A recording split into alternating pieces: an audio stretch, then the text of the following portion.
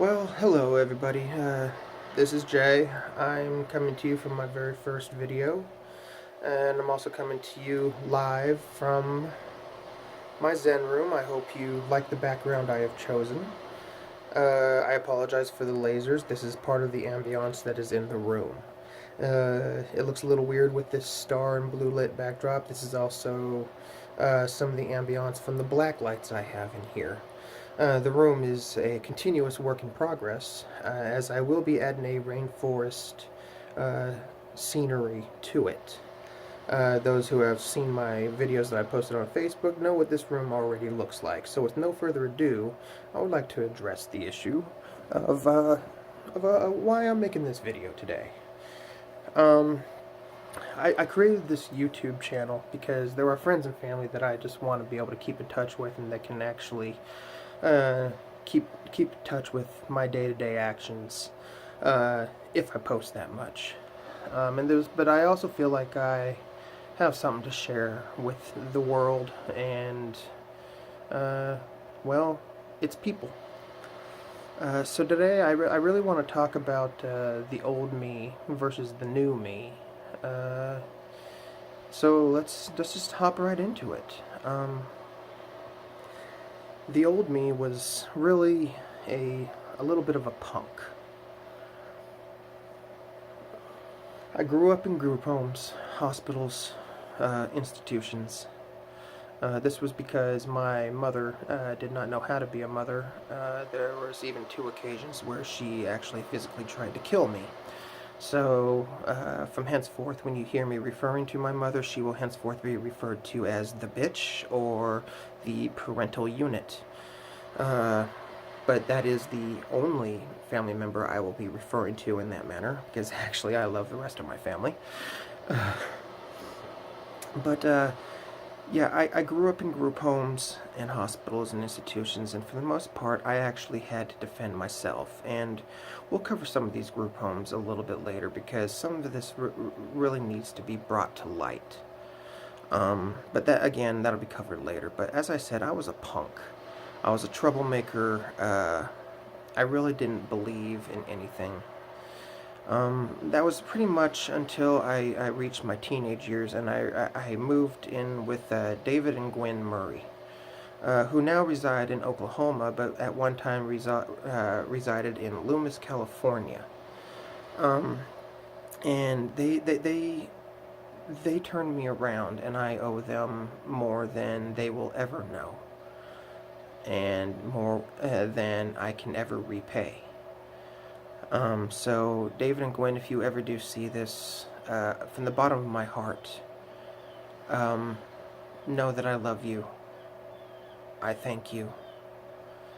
And I pray that the Almighty places His hand warmly over you for the remainder of your lives and of your children's lives, that He watches over and protects them. But David and Gwen Murray did more than just help me in my life. They also introduced me to Pastors Doug and Janice Bird in Roseville, California, and they're the pastors of Abundant Life Fellowship.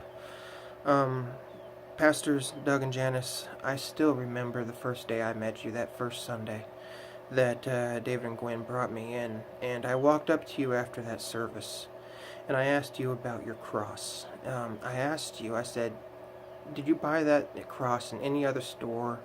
And you said no, and because you said you had that cross specifically made, and you asked me why I asked you, and you said, and I said, because I've seen this exact cross in my mind and in my dreams for many years, and this was before I ever even went to your church or ever even met you. So it was from that moment on that I felt like I had a connection to your church, and through the many years that I was, not really many, but for the few years that I was with the Murrays and attended your church, it made a great impact on my life. You introduced me to Donnie Moore and Radical Reality, their camps for Easter and summer camps, and which led to the tagline of "Just One More." if you remember the poem, and that still sticks with me every day. And for the folks who don't know, I'll let you know, and I hope I remember this correctly because this was so long ago. Um, there was a child who lived in fear. There was a child who could not shed a tear. There was a child living without hope. There was a child whose parents were on dope. The child shivered, the child ran, but in the end he held Jesus' hand. He owes his thanks to Donnie Moore, who reached out in faith for just one more. That one poem, unknown to me for the longest time, moved mountains. And this was a very humbling effect on me. And I would like to say it played a big part in my transformation for the rest of my life, but I did have struggles for the rest of my life. Moving on, I actually got into the Navy, which was one of my other goals. It was one of my dreams, and this was sabotaged by flashbacks of an earlier issue, which we will discuss on another video. And then my behavior really started going downhill. I got heavily into alcohol. I got heavily into marijuana.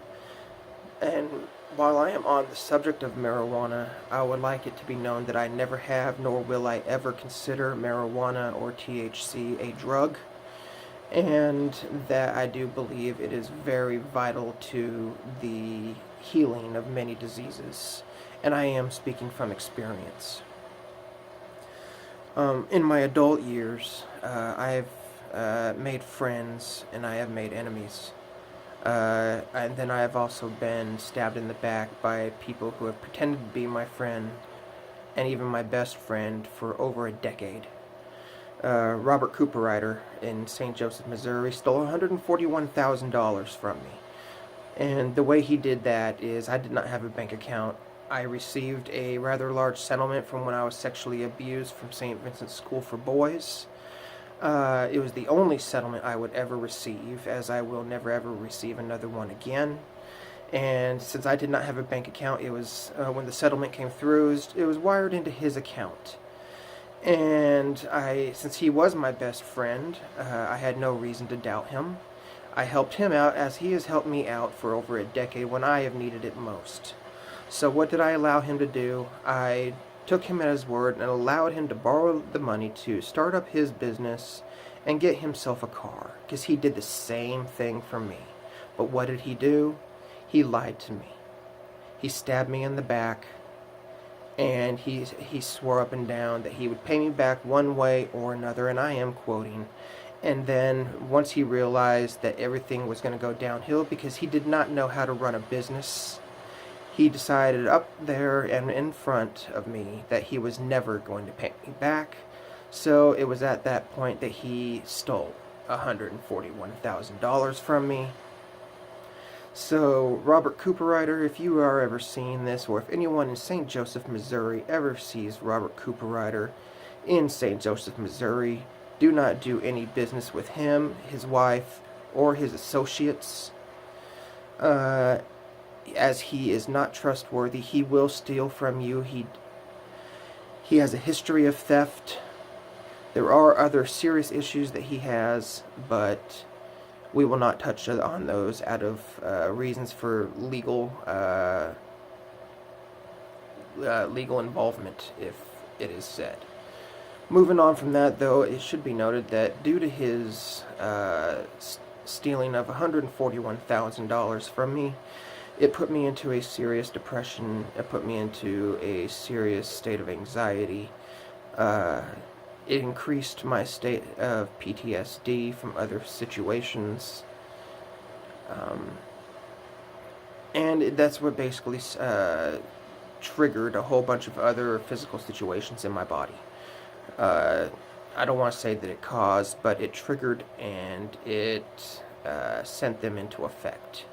Something that was going to happen, but it didn't need to happen that early.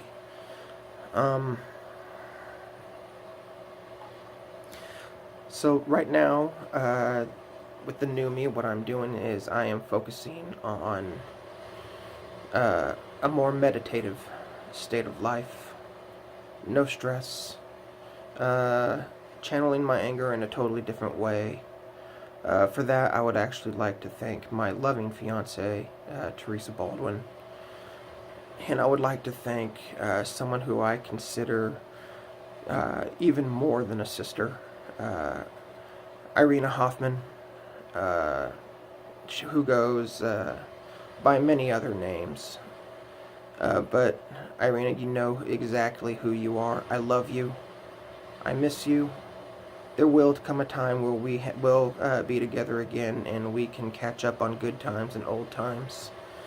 And if you ever get married, I do hope that I could actually be at the wedding.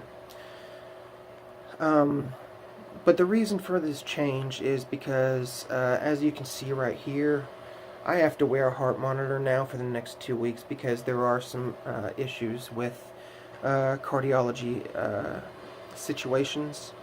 Also, on February 14th, I have to go see a neurologist for issues right here. So we are going to see what's going on with my body because there are issues. This morning, as you saw in some of my other videos, I had to have another upper GI. This is the second one in the past 2 months. And I'm going in for another one here in about 3.5 weeks.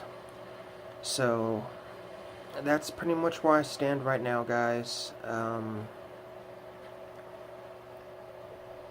I have to remain calm, and I have to remain stress-free. My days of being an anger-filled, destructive person are over. The party animal days are over. The alcoholism days have been long over. Unfortunately, but I'm not going to say fortunately either, because I actually do enjoy it. The THC, or Scooby Snacks as I like to call them, will still be playing a vital role in my life. Because it is the only thing that enables me to eat right now. I am going from almost 300 pounds down to 220 in less than a year. Because for this very reason, actually. This is partially due to medications. This is partially due to other reasons. But it is the only thing that helps me eat. I do not sleep very well also. But I will fill you in on a lot more of this in different videos, as I have a wide range of topics I will like to discuss with all of you. So I'll catch you on another vid. Alright? Well, until I see you next time, love one another, cherish one another. To everyone across the nation that is feeling the wrath of Mother Nature, please know that you do not suffer needlessly, and that we do offer our prayers to you. To the victims of Las Vegas, I want to send my personal condolences to the ones that have lost families and children, and to those that are also injured. But I also want to send another message, which is going to lead me probably into what's going to be my next topic, and that's to those who are so filled with hate. You cowards, if I ever come across you, if you don't kill yourselves after you do what you do, get ready. Because people are going to get sick of this. It happened at Columbine. It happened up in Maine. It's happening all across the nation. It's happening all across the world. No parent should ever have to bury their child. No child should ever have to be separated from their parent at such a young age. What do you think you're doing? There's no call for this. Children are our future. When you get old, it's the children who are going to be taking care of you. And trust me, if you keep acting the way you're acting, and if you keep on shooting and causing fear, you're not going to have anyone to take care of you. Besides, Mother Nature's doing enough of it as it is anyways. What's going to be left after it's all gone? Why don't you just shape up, grow some balls, and actually just love your neighbor, loved ones, cherished ones, families, mothers, daughters, friends, sisters, brothers, pastors, clergy. What's it all for? We all cut the same, we all bleed the same, we all learn the same. What does it matter what our skin color is? What does it matter what our age is? What does it matter where we hail from? Stop being a coward, all of you.